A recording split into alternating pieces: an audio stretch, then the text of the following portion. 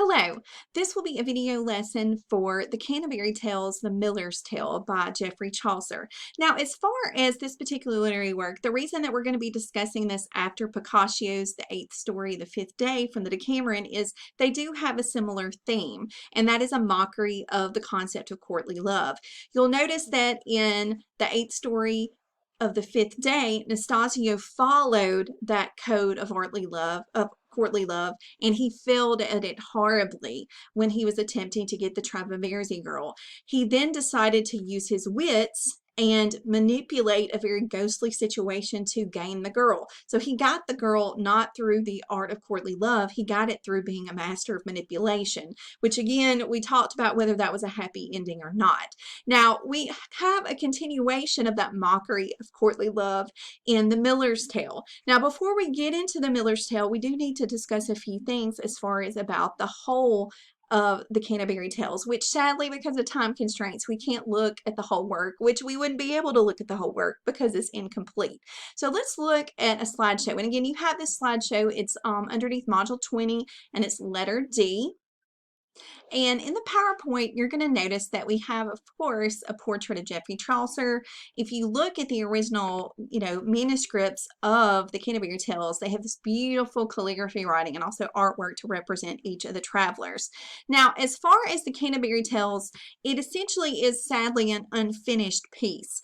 Geoffrey Chaucer started writing the work between 1387 and he wrote it up until his death in the 1400s. Now, essentially, it's a narrative poem.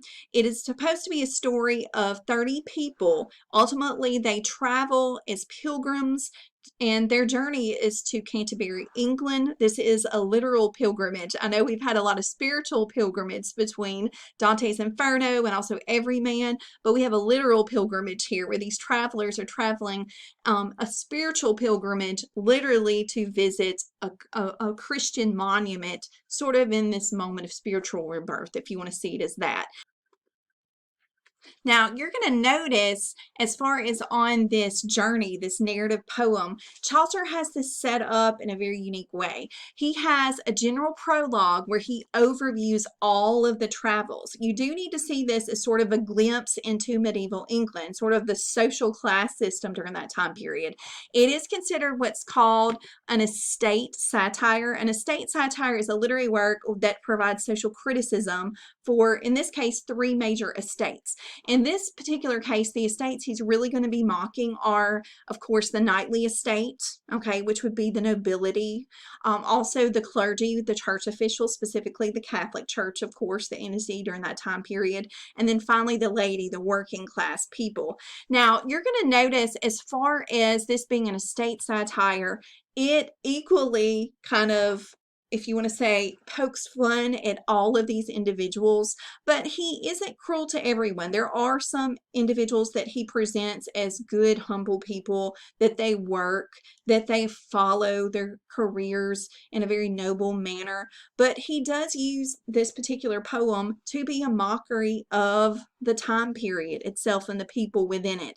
You're also going to notice he does have some of the characters symbolic of the seven deadly sins. Like, you'll notice some of them symbolize lust, some of the others symbolize pride, gluttony, lust, greed, especially in the church, okay, estate.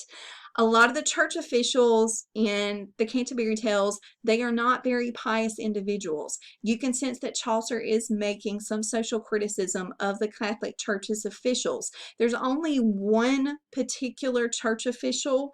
This is the parson, a very lowly church official who is truly pious in his churchly duties.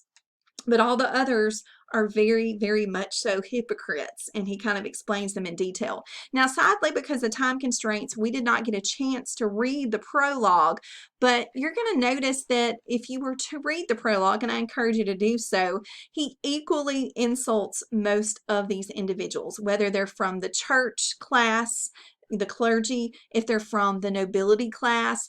particularly the knight, who is the highest ranking as far as on the hierarchy of social estates. Okay, he is presented someone who follows the code of chivalry.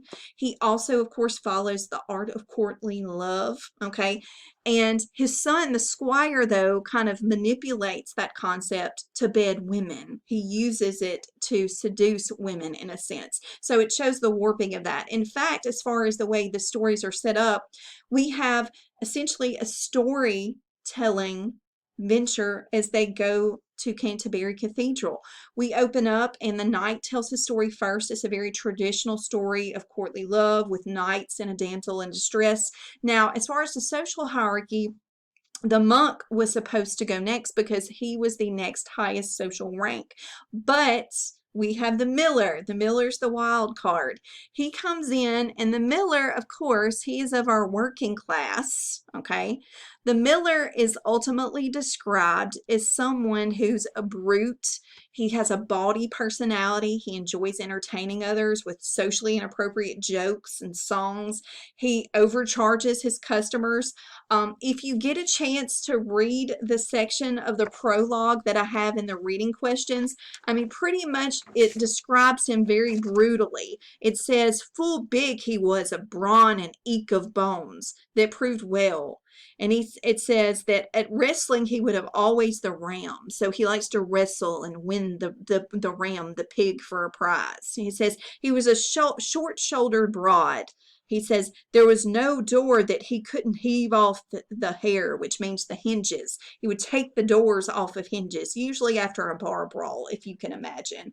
And it says he was a jangler and a gallardier, meaning he talked a lot and he joked constantly. And that was most of sin and harlotries. So full of sin and harlotries. So you can imagine the miller, he wants to tell his story of adultery. Which that's what the Miller's Tale is.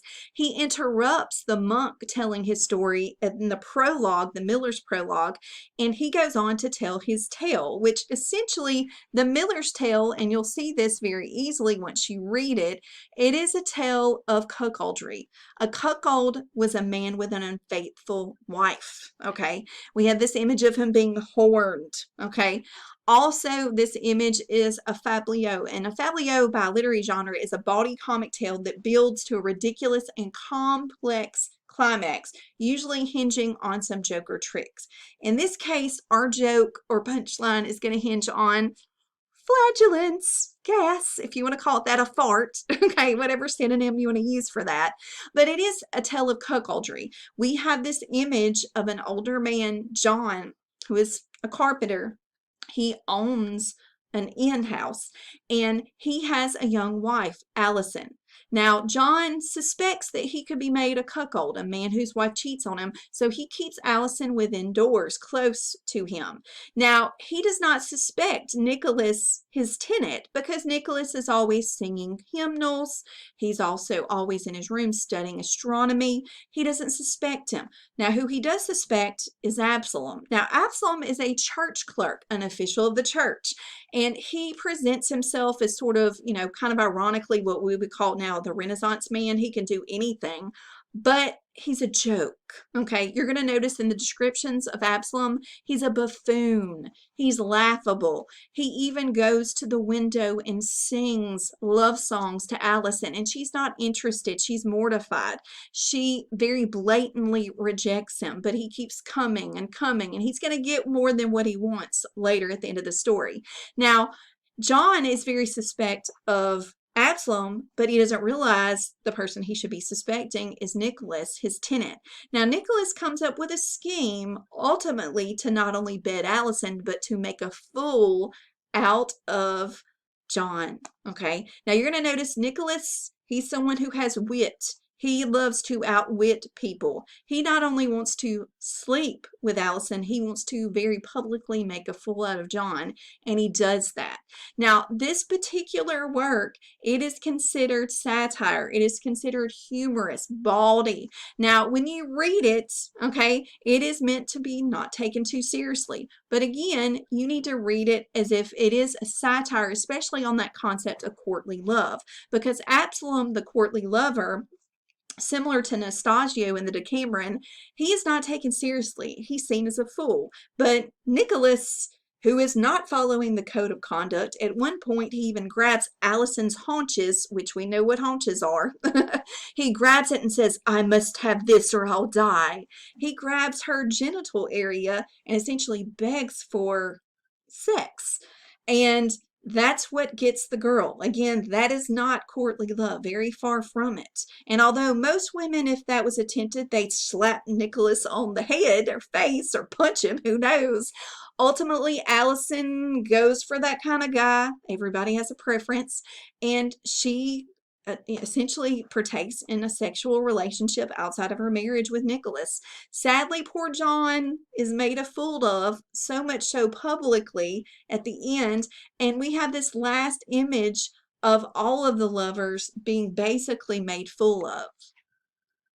Now, I would highly encourage you, for you to understand this literary work better, I would encourage you to go to our Canvas page, and you're going to notice we do have some reading questions. They're line by line. Now, I know some of the translation may be difficult for you, so you may want to ensure that you read the little side footnotes with the translation, but I promise this is a really good work. And also, if it's really difficult for you to understand, there is a Canterbury Tales, the Miller's Tales summary. You can watch that. It's a video summary of this, and hopefully you enjoy it. Now, we're finishing up the Canterbury Tales. I'm hoping that, with our beginning discussion of the Egyptian love poems and also the Asian Indian love poems, we got a very broad cultural perspective of love. Then we shifted into, of course, Boccaccio's The Decameron, as well as the Canterbury Tales, the Miller's Tale. So you're getting kind of a full perspective of this idea of love, whether innocent and chaste or passionate, and also misconceptions of love, as we saw in the Middle Ages with that concept of courtly love, and those who followed it maybe foolishly followed it, and then also those individuals who, as writers, wanted to mock it and show that, obviously from a relativistic viewpoint, that it is in some ways not a practical application to actually finding a romantic relationship. Because again, from a relativistic viewpoint, we're all very different people, different viewpoints, different belief systems, and obviously we all have different perspectives of love. If someone calls me baby or sweetie, I'm going to look at them like, no, thank you. Okay. My husband doesn't call me by that name. But again, you may love those nicknames. We all have different perspectives and emotions and reactions to romantic relationships. And hopefully these literary works are going to help you appreciate that that's not anything new. That's something that's been going on for centuries. Thank you.